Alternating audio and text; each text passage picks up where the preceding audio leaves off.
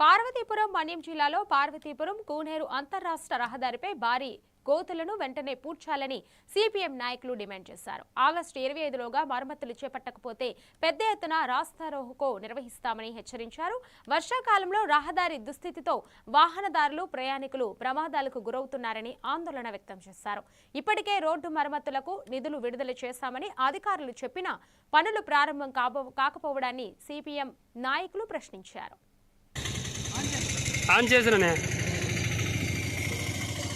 పార్వతీపురం మన్యం జిల్లా కొమరాడ మండలానికి సంబంధించి తరుడుగోడ శాంక్షన్ ఇది.